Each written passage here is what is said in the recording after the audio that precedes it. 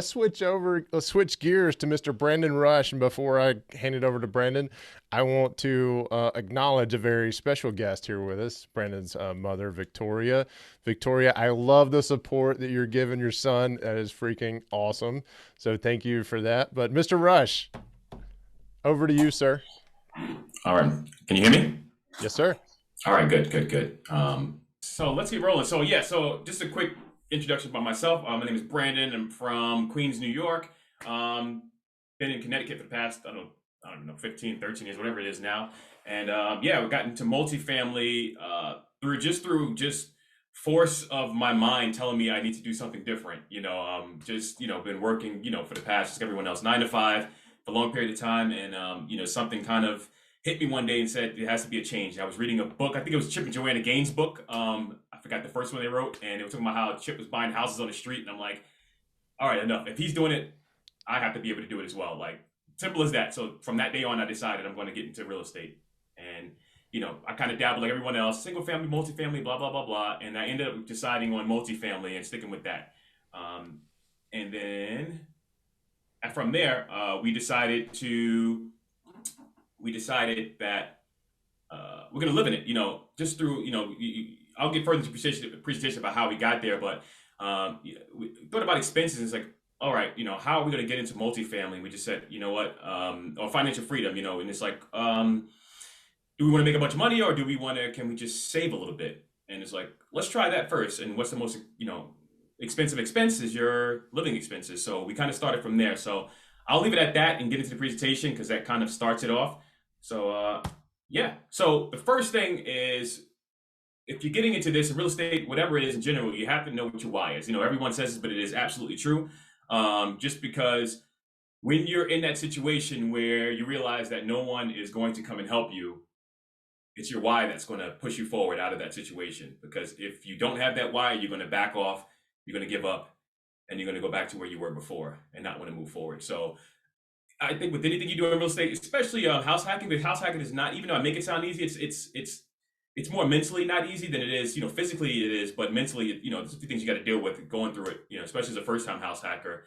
So having that why behind you all the time, reminding you that, this is what you're pursuing, this is what you're after, is really what's going to push you through. So I encourage everyone to have a why, write it down somewhere, even if it's on a board or somewhere that you look at every once in a while. You just keep reminding yourself, because that's what's going to keep pushing you forward.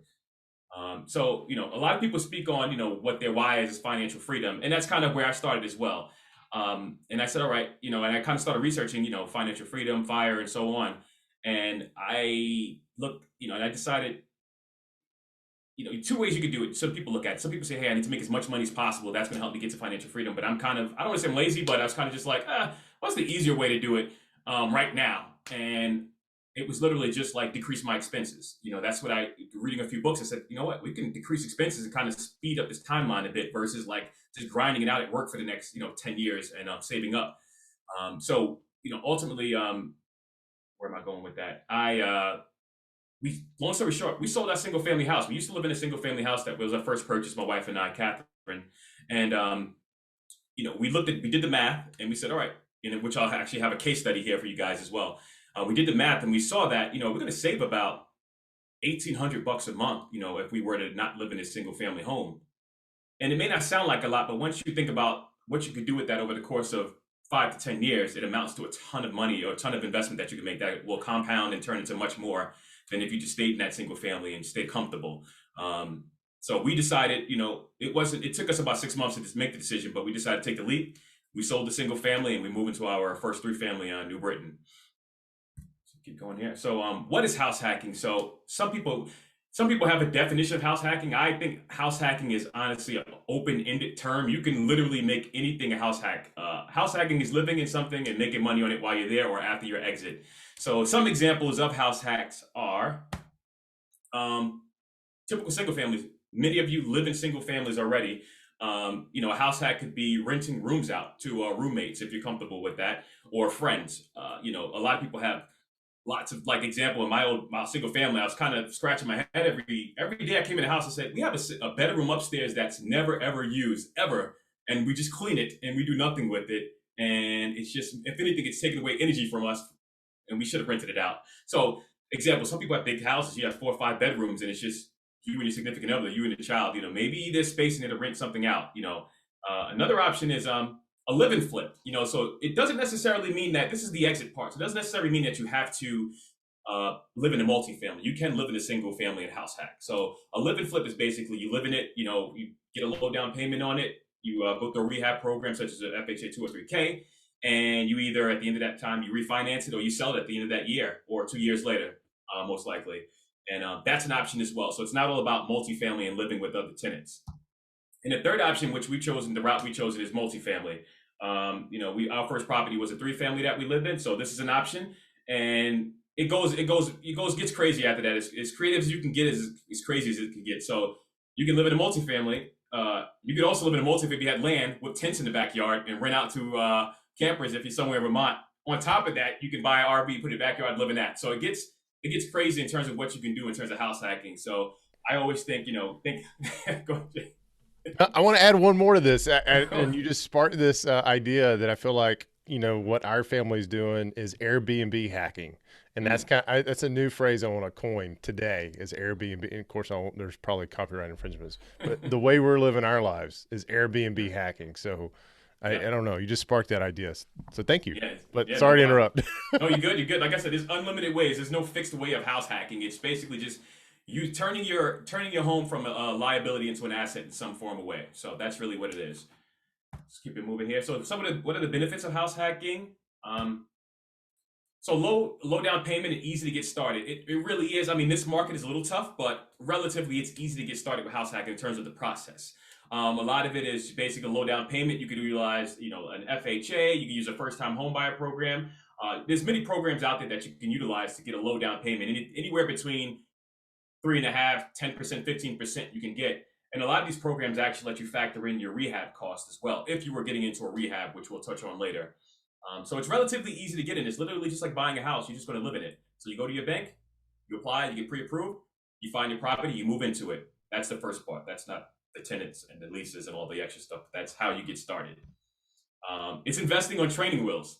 It's literally I always, if you're a first time investor, I highly encourage you to start this way because you're going to learn everything and have a safety net under you because most likely you still have a job when you purchase that first property. So a lot of people fear what if the tenant stop paying, but if the mortgage is similar to what you had in a single family, you're not really going to lose a whole lot. You're just going to end up paying your mortgage, worst case scenario. So you have those training wheels to support you if things go bad, which most likely they won't, but just in case they do. And you get to learn all the in and outs of being a landlord, the operations of it, the finances, it's managing tenants. You kind of get it all, but you're there on the scene, and you get to see how tenants live as well, which is very interesting, which is one thing I never got over, which I actually did know. And you're also an investor. A lot of people think, I had this kind of imposter syndrome when I first started doing it. I'm like, oh, I'm not an investor. I'm just a guy that lives in his house. But in reality, you are an investor. You're no different than the guy down the street who lives in a single family and owns a multifamily. You just happen to live in yours. There are some slight differences, such as like things on your taxes, like things are chopped in a certain percentage, like your depreciation and a few other things. Like you don't get the full benefit, but you get a percentage of it. Being owner occupied kind of takes away from that a touch, but you still get all the benefits for the most part that any other investor would get.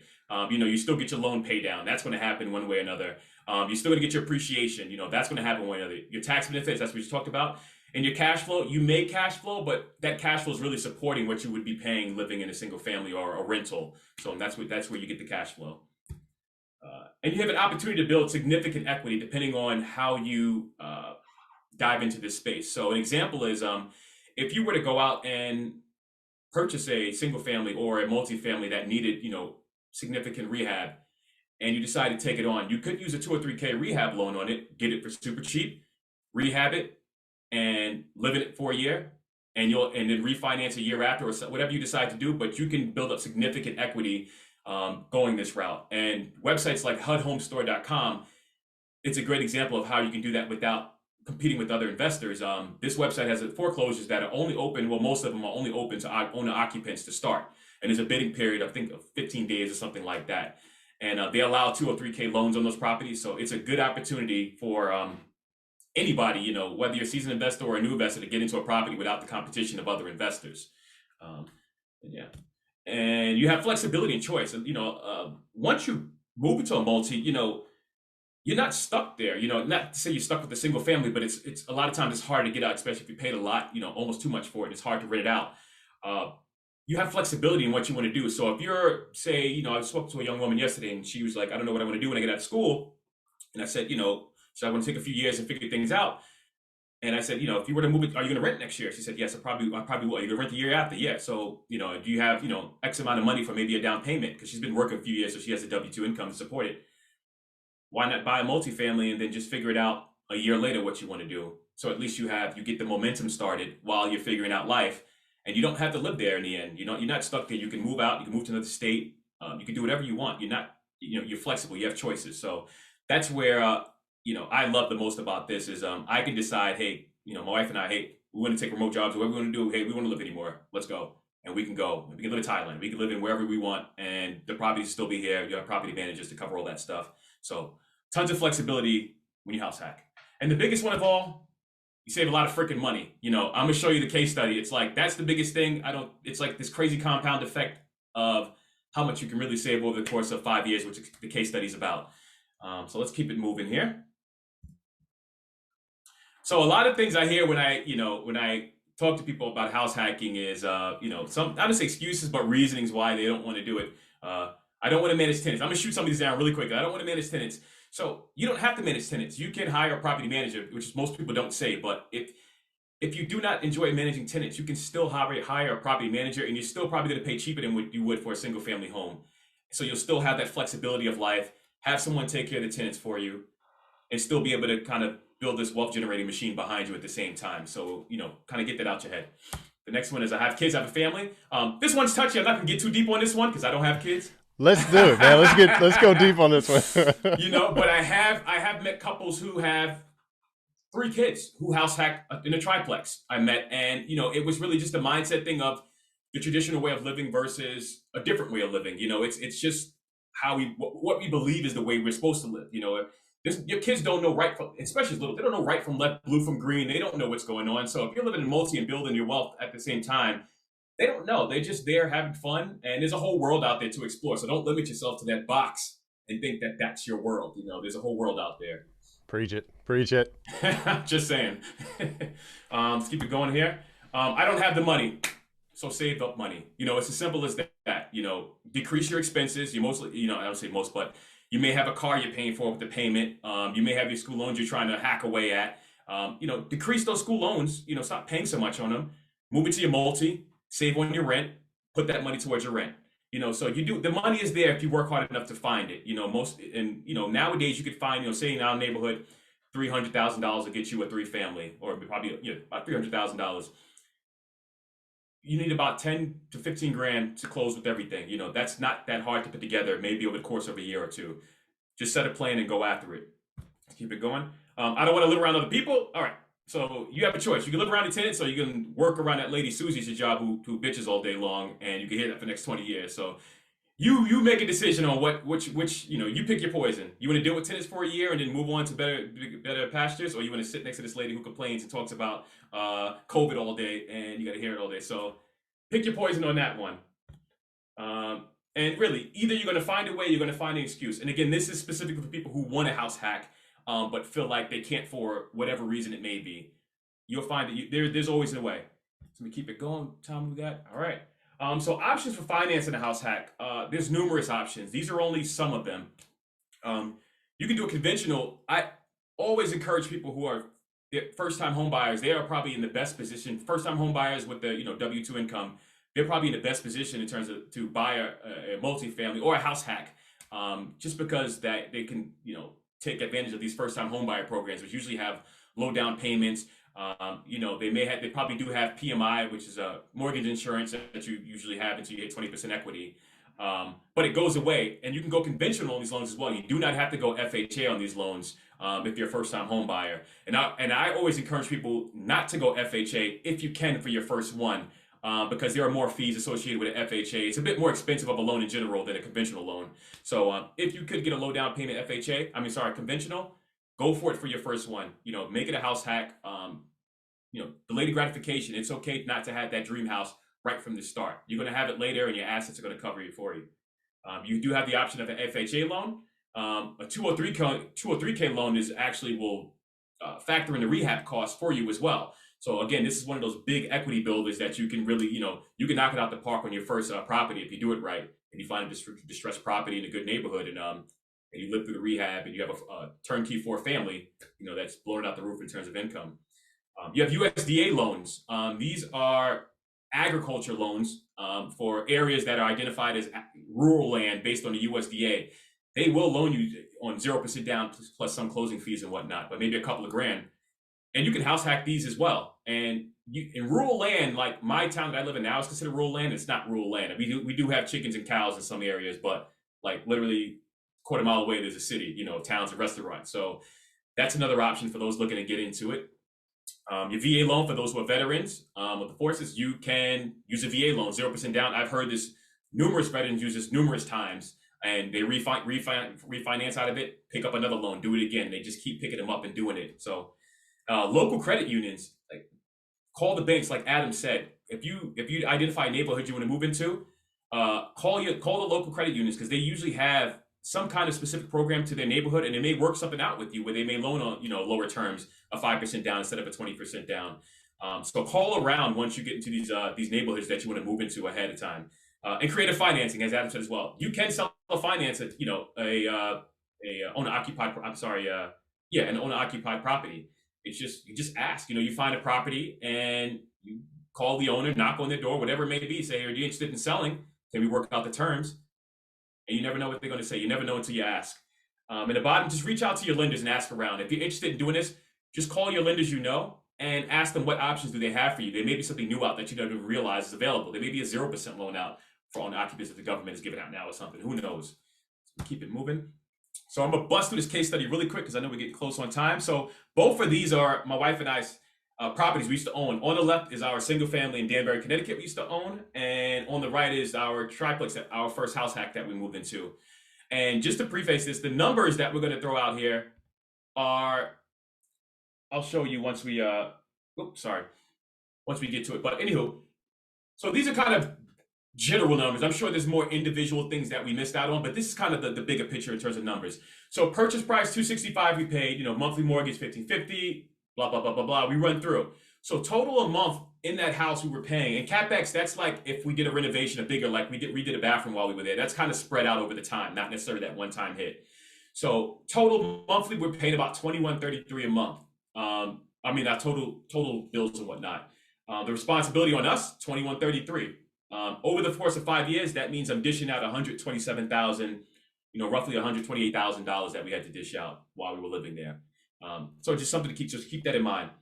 So we transitioned to our multifamily not too long after, actually like 5 years after.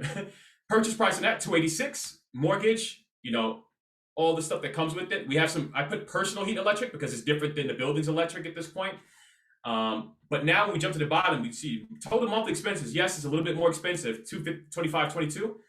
Total rental income, $22.75 is what we were getting off of our tenants while we were living there.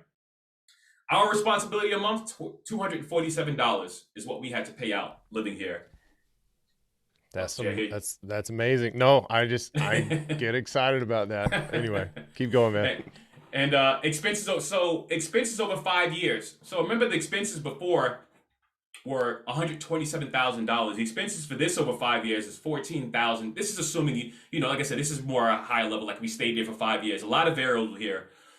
This is not assuming you had a property manager and all that stuff. But expenses over 5 years, 14 grand, roughly 15. The money saved monthly would now turn into $1,886 a month. When you think for a second, what the heck can you do with $1,800 a month that you didn't have before? You can do a whole lot. You leave it to your imagination. Over the course of 5 years, you're going to save $113,160 doing it this way.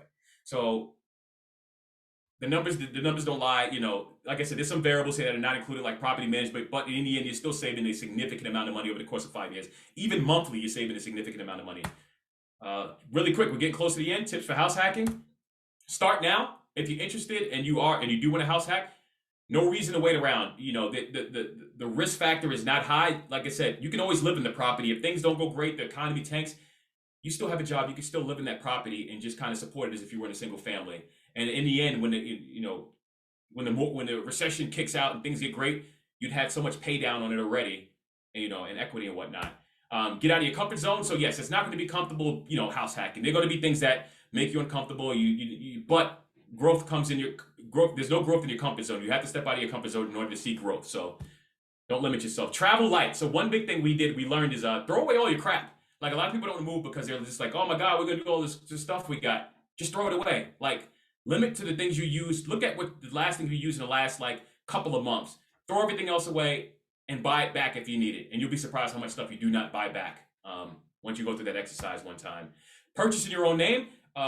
So when you purchase, one thing to be careful of, when you purchase properties in you and your spouse's name, that debt goes on both of your names. So if you buy a $300,000 house, that $300,000 house is going to show on both of your names when you go to run your credit, when you go to qualify for more loans, which it may get harder with the more loans that you pick up. So a lot of people get all, again, it's traditional to buy in each other's name, but who cares? Like if you get divorced, you're going to freaking split the money anyway, so it doesn't matter. So buy properties in each other's name. That'll allow you to kind of leverage more and buy properties more. You can house hack multiple times. You probably house hack more if you were to buy in your own names versus together.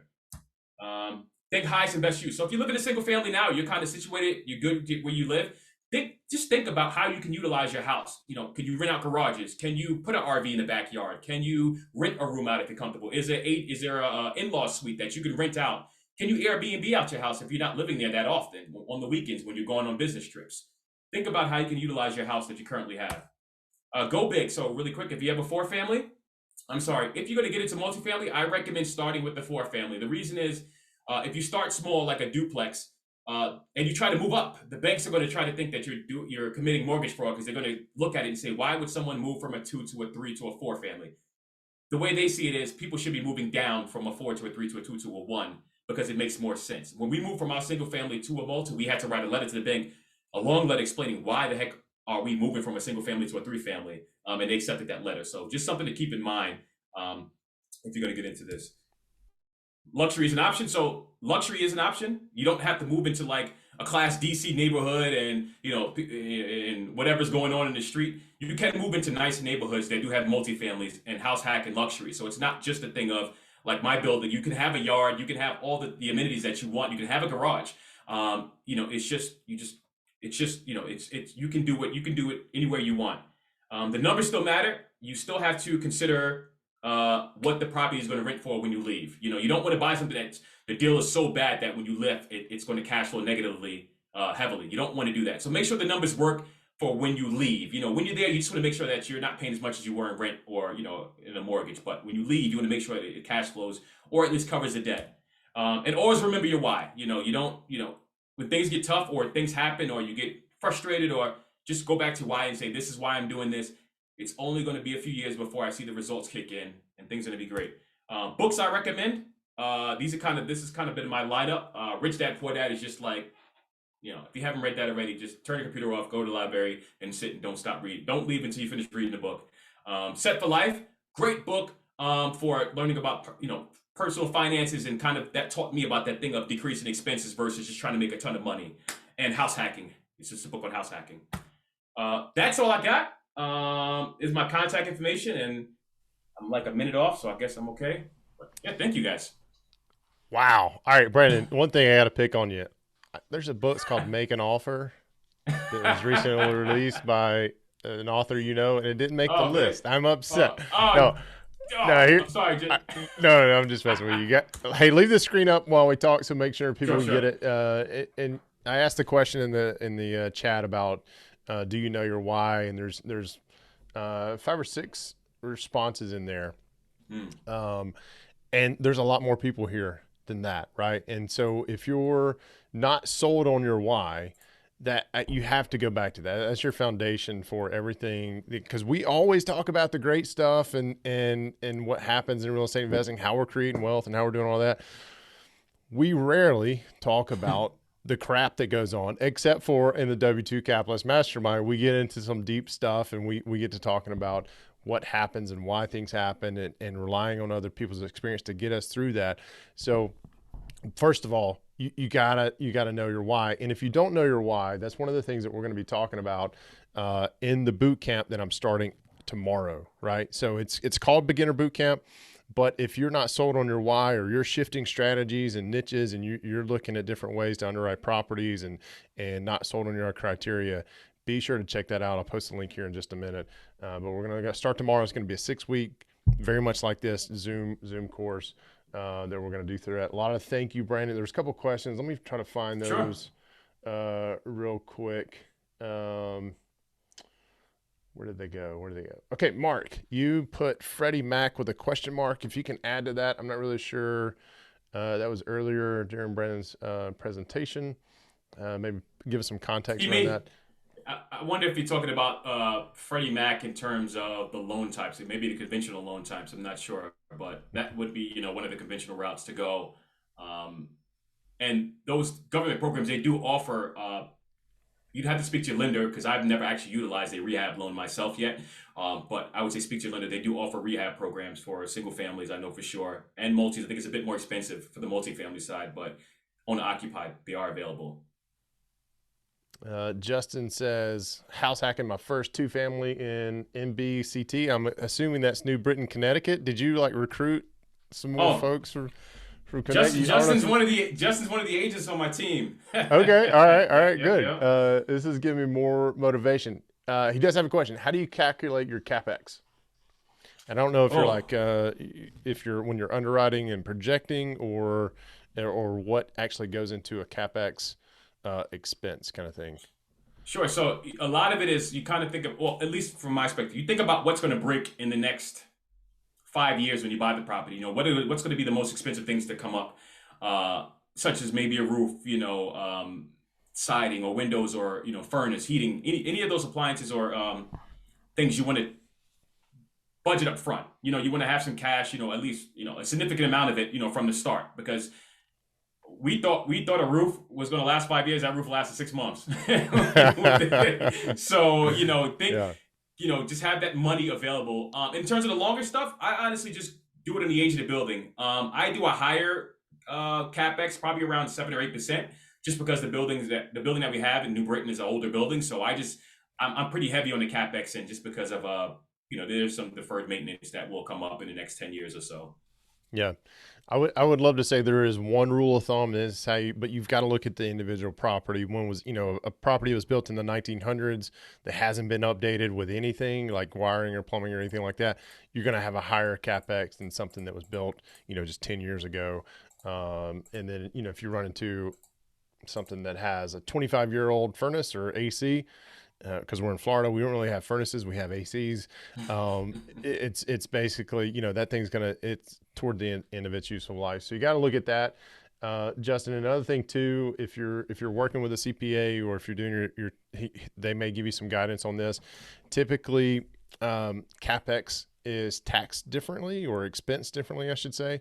And it's usually anything over $2,500 from a cost perspective. So, like Brandon said, your HVACs, your roofs, things of that nature. So, but be sure not, the disclaimer: I'm not a financial advisor, CPA, anything like that. Talk to your tax guy. Nick asked, what's the best website or resource for looking for multifamily?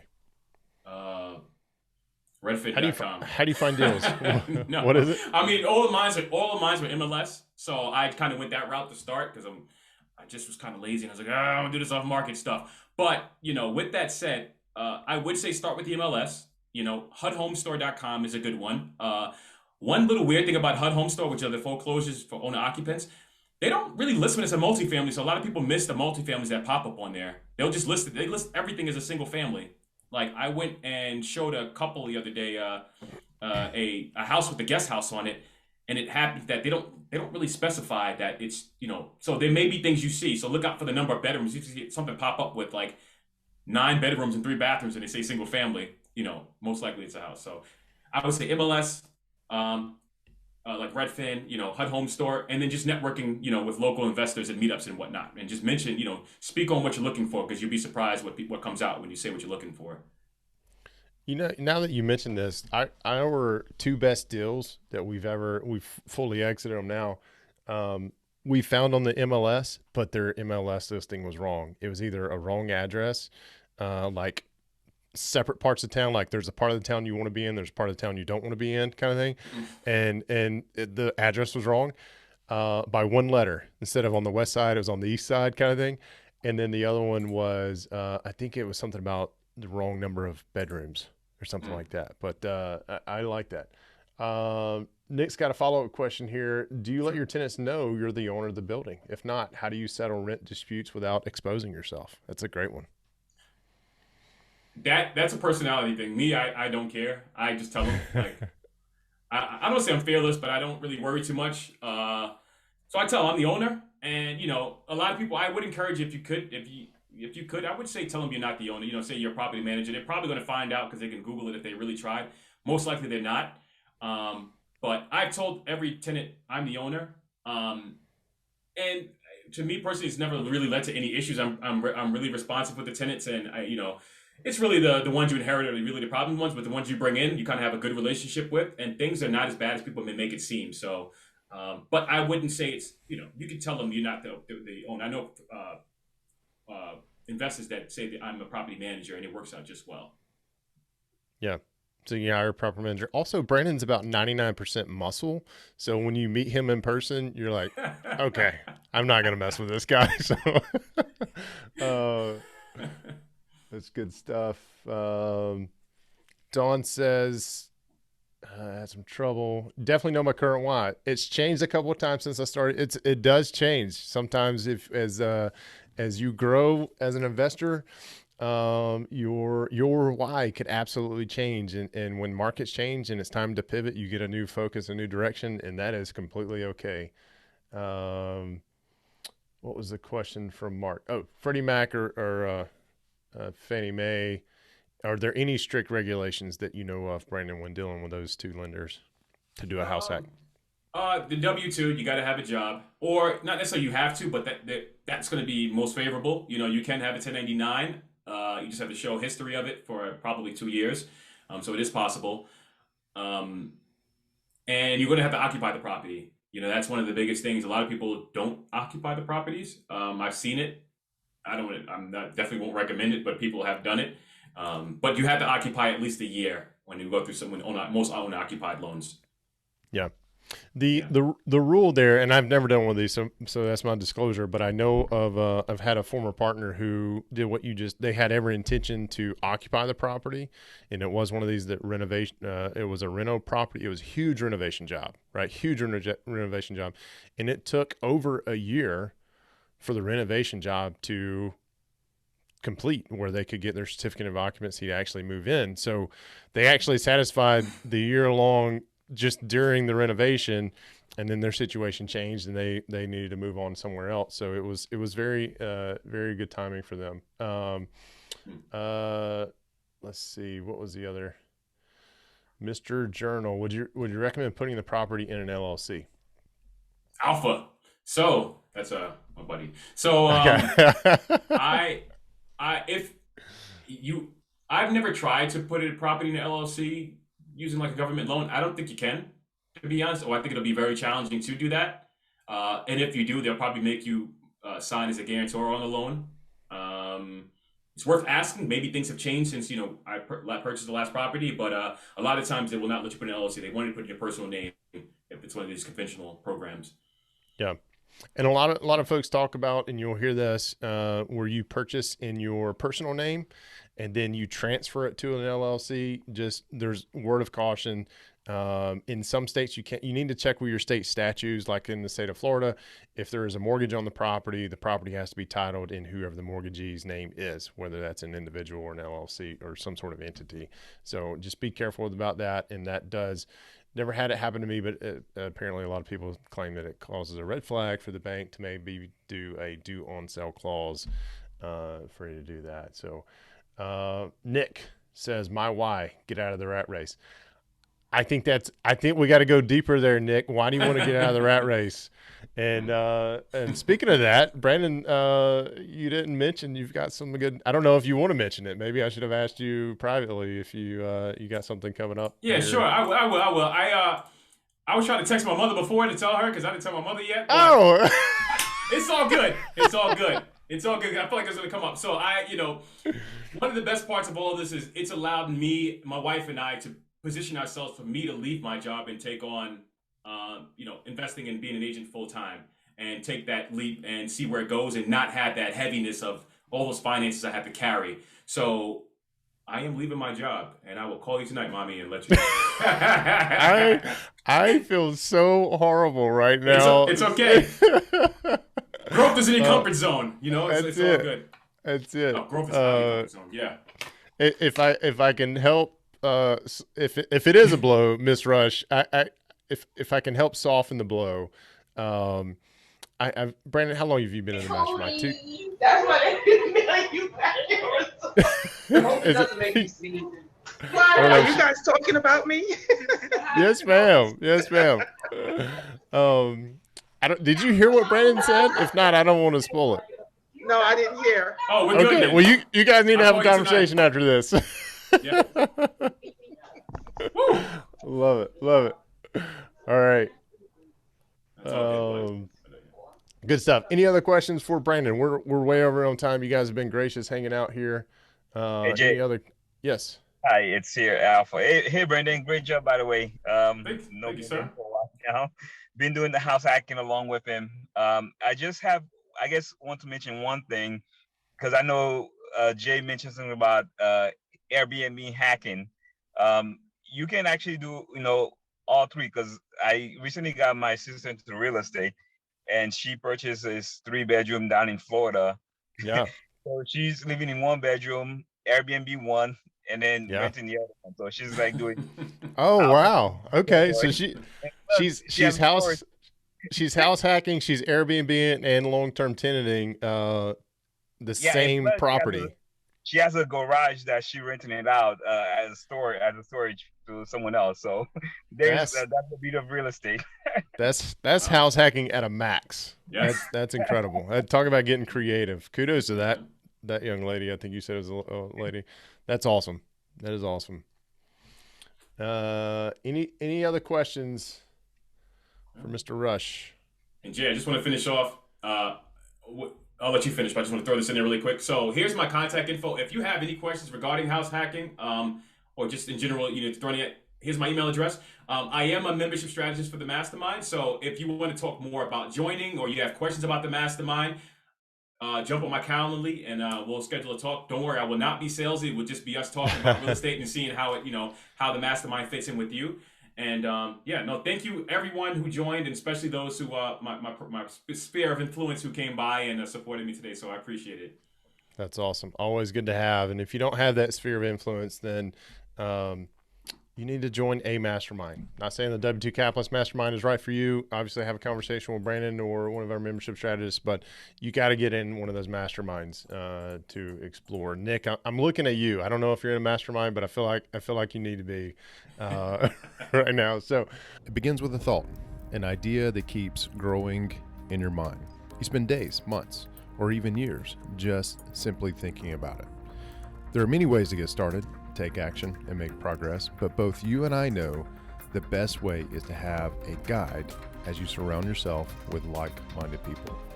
Peers who are on your level that are actively taking the next step. You'll feel empowered and your confidence will breed confidence. Having so many options to choose from when purchasing a real estate investing educational program, you will soon find out that just a few will understand your thoughts, your fears, and your expectations. For the next 6 weeks, I will be your coach. Grasp your vision, create realistic goals, and diligently apply what I've learned from investing since 2014, and deliver a framework for you to build your experience and portfolio. Seating is limited. Register today.